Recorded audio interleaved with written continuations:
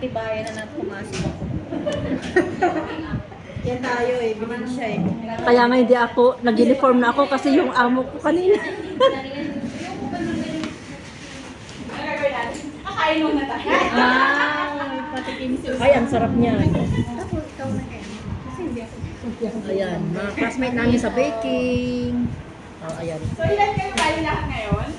Na-present lang. Yung mga iba, ano, absent pa. Bilang. Meron pa bang iba? May dadating Oo, ako. si, ano bang pangalan na yun? Yung dalawa nung sa cooking. Wala pa eh, si Lani. Pero Si sino Lani. yung bagong enroll ngayon?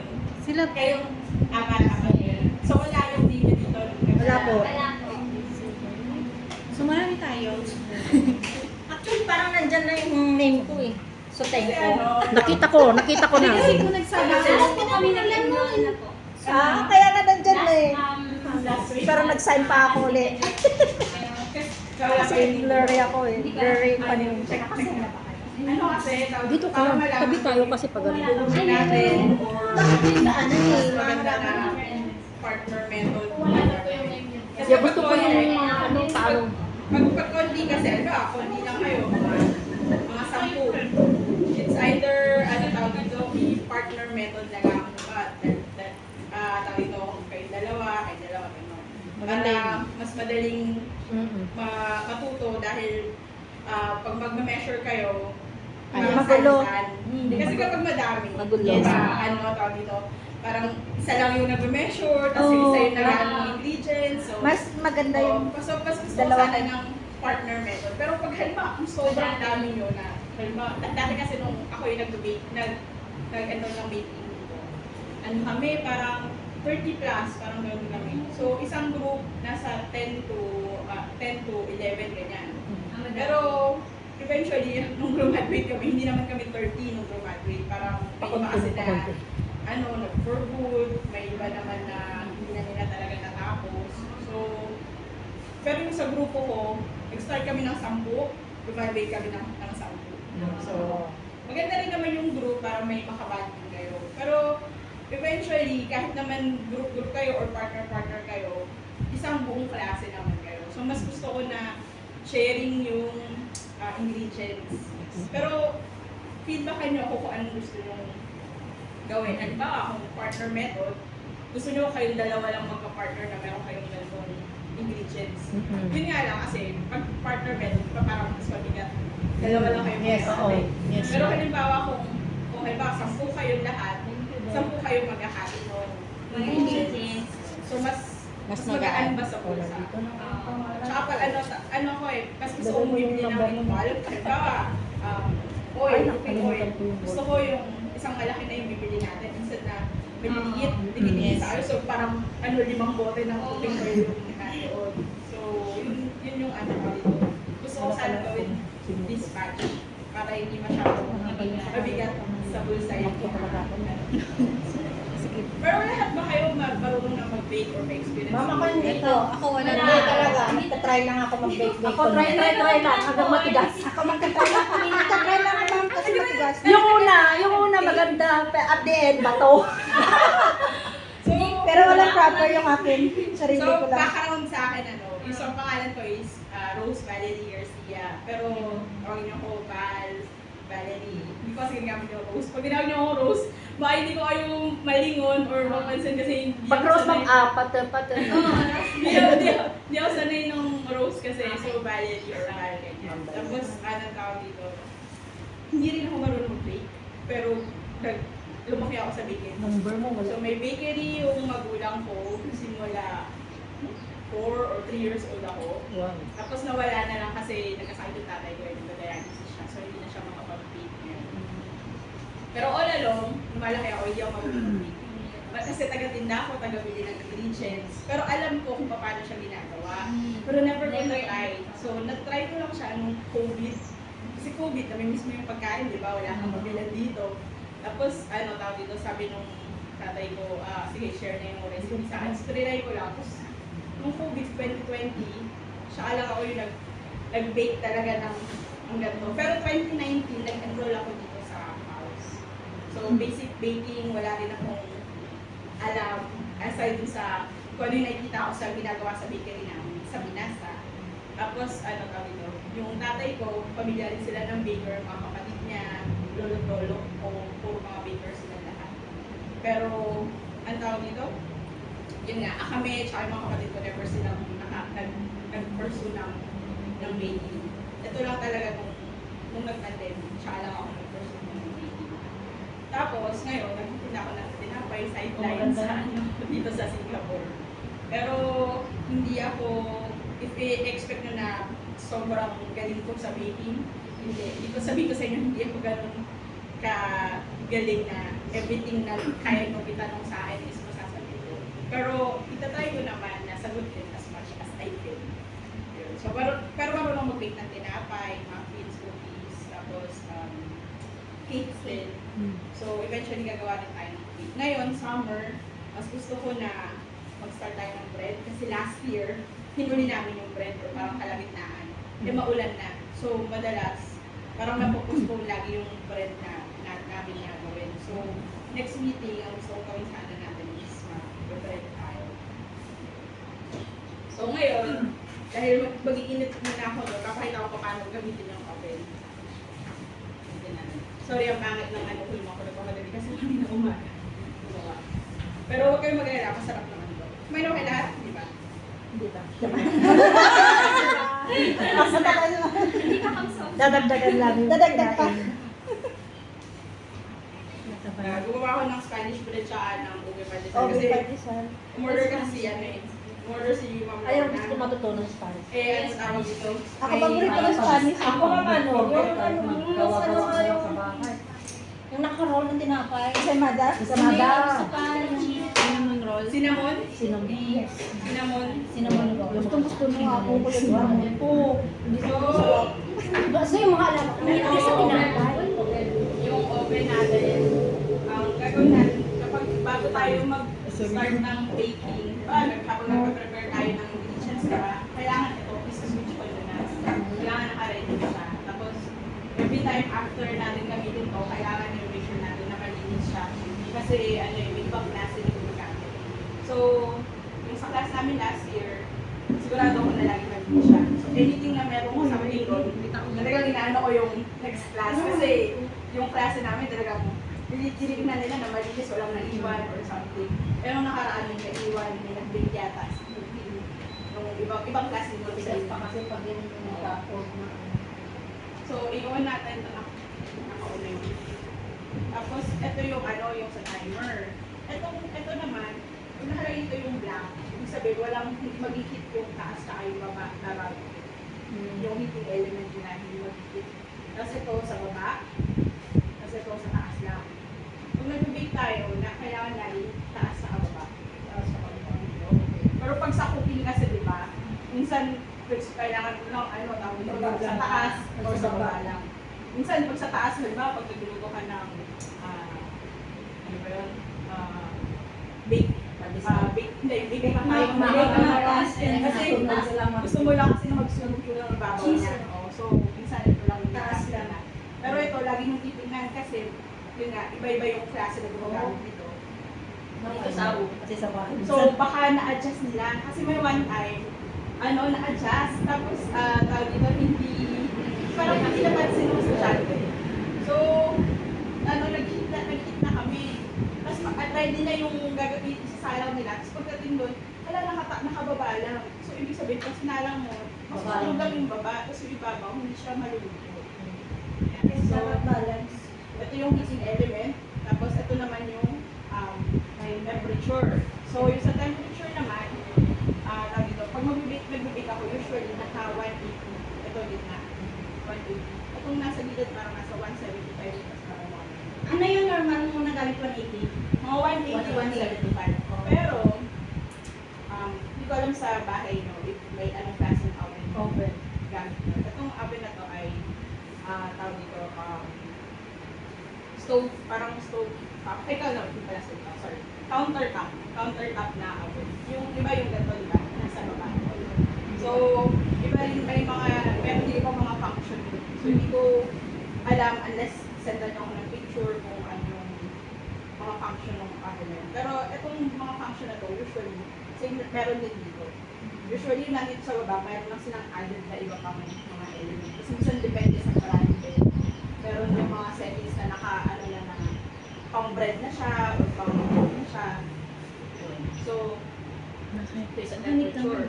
Pero ako, hindi ako nagtiwala dito sa temperature. Bumibili ako ng temperature gauge. So, ipapapansin nyo meron sa loob na temperature gauge. Tawag doon. So, makikita niyo kung ano yung tawag dito, yung temperature sa loob ng oven. Tapos, tawag dito, diba yung nasa loob, pumalo na siya nung nakalagay yung 350. Yung sa 350, nasa 175, tawag dito, around 175 degrees Celsius. Kasi puro Celsius yung gamit ko. So, titingnan nyo yung sa gauge sa taas, yung sa taas nun is Fahrenheit, yung sa ilalim is Celsius. So, ngayon, okay na to, no? Ito naman, pag blank ulit is parang walang setting. Pag ito naman sa taas, meron kasi itong fan sa gilid.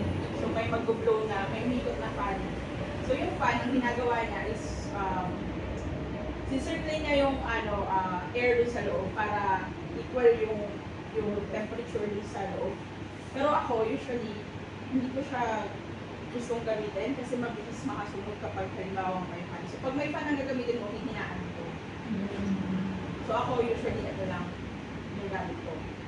Pag sa ganito ko lang. Tapos mamigay na. Tapos ito, nakaganto lang siya sa oven. Pero in-explain ko lang kung ano yung sa oven. So ito is yung fan. Tapos ito is yung kapag yung manok, pag nagluluto ka. Meron yung may radiant. Yes. So tawag dito is yung sa pang-release, yung pang-release. Tapos ito naman is pag habang nag-iikot yung rotisserie doon sa sa loob, tapos may pan din. Yan. Pero ito, tingnan nyo, lagi nakawala ha. Tapos ito sa baba. Tapos ito, usually hinamax ko lang siya. Kasi tawag dito, pinipreheat ko lang naman yung oven. So ngayon, nakaset na siyang lahat. Dahil mag-iinit lang naman tayo ng tinapay, hindi ko siya kailangan na pumalot na 175. So ilalagay ko yung tinapay. Tapos, if napapansin nyo, ito, nasa gitna ko lang siya laging ilalagay. May times, depende sa kung ano yung ibibig ko minsan dito sa ilalim. Pero ako usually sa gitna, para even yung pagtuluto. Pag breads, pag ganitong classic oven, ang pag breads, dalawa yung ganito ko dalawa yung nilo. Isa dito sa baba, isa sa taas. So, ibibake ko siya dito sa baba ng siguro mga 10 to 12 minutes. Tapos, itingnan ko, okay na. Pero gusto ko pang mag-brown yung ibabaw. So, ang gagawin ko, ilalagay na siya sa ibabaw na, na layer. Pero, hindi mo yung ilalagay ng 5 minutes kasi malapit siya dun sa heating element. So, ibig sabihin, masunog siya agad. So, mga 1-2 minutes na. Para lang matus yung ibabaw. Tapos, after nun, okay na. As tawag dito, nung nag-start kasi ako ng pandemic, ganito yung oven ko. So, nagluluto ako dito sa baba. 10 minutes. Tapos, pag inakit ko siya sa taas ng 2 minutes, nagsasalang na ako sa baba. Basta huwag mong kakalimutan na gamitin nasa ibabaw. Kasi, minsan pag busy tayo, nakalimutan mo, may nakalagay sa ibabaw, sunod na ako. So, ngayon, lagay natin sa loob. Tapos, taga lang, asan ba yung timer?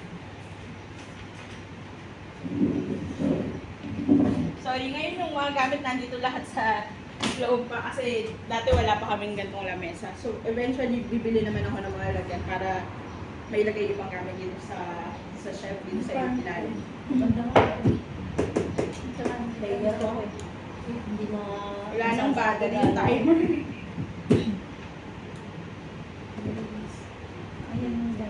Anyway, bibili ako ng battery. So, yung timer, importante siya pag mag-bake kayo. Kasi once na nilagay mo doon, dahil nga nakamax itong timer ko, nakamax ko. Nagta-timer lang ako dito sa ganito. Tapos sineset ko iba, bread, 12 minutes, 15 minutes, kapag 8, minsan 35 minutes, 45 minutes, depende sa time ng cake. Hello! Ayan, so timer, importante. Tapos pag nalaman ko na kung by partner method yung gagawin natin, bibilan ko each partner ng timer.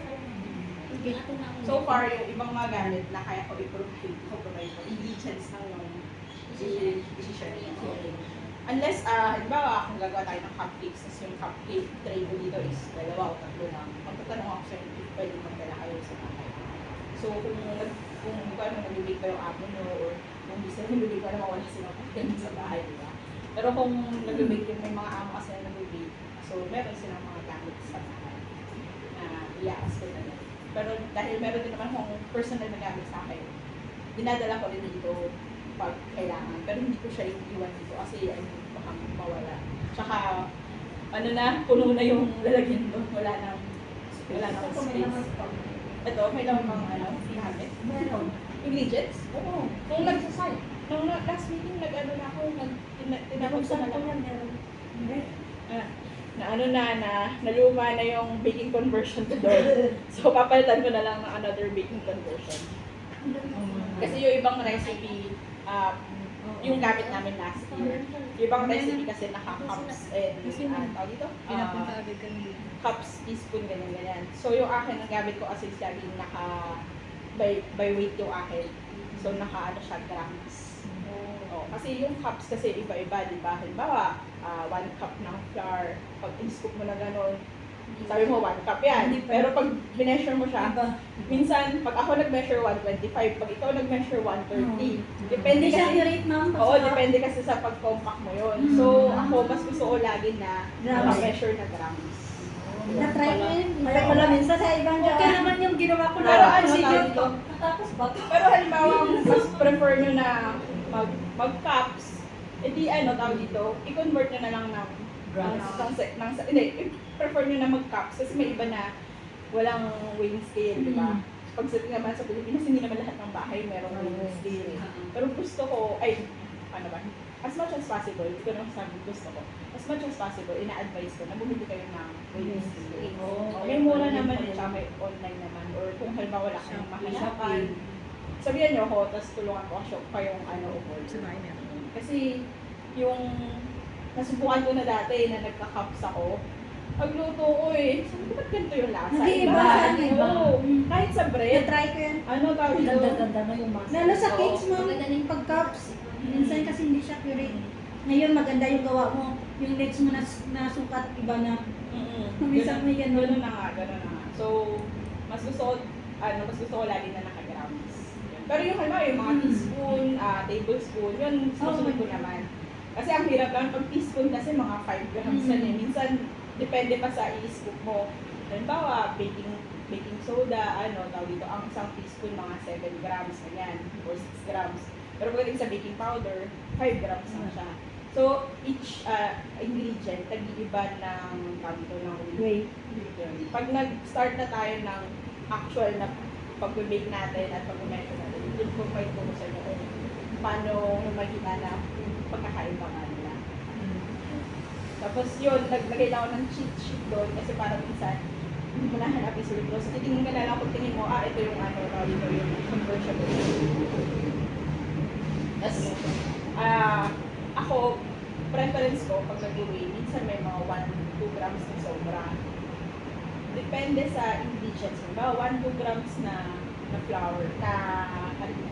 So, okay lang sa akin yung sobra. Pero halimbawa, 1-2 grams na baking soda or baking powder. Minsan kasi kapag nasobrahan ng dami, kasi konti lang yung harina mo, mag-iiba yung lasa. Mag-iiba diba yung lasa. So, minsan doon medyo stricto ako. Pero pag Okay lang sa mga flour, mga harina, o halimbawa tubig. Ma'am, 360 yung kailangan. Ilagay ko 362. Paano ko babawasan? Babawasan ng gano'n ng tubig. Alam, ma'am, naging 350 na, 355 na, tapos maglalagay ka ulit. So, kailan ba tayo matatapos? So, yung akin, sa rule of thumb ko sa sarili ko is 1 to 2 grams. Medyo okay na for this. Parang hinahayaan ko lang.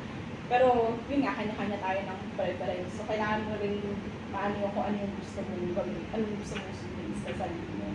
Pero dati nung nag-start ako, kasi talagang, kasi nga hindi ako mag-bake eh. Kasi hindi ko pa ako sundin. Hindi ako mag-bake. So, pag sobra ng 3 grams, kailangan talaga sinatsaga ako yan, natanggalin. O kasi nga, nakakasama ko na.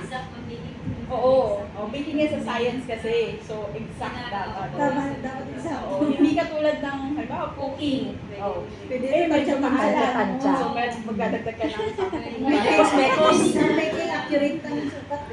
Sa cooking, mekos-mekos. Hindi kita naka-wait lang ha. Mamaya pag-iinit ulit ako kasi wala lang yung nasa loob. Hindi pa naman siya naman.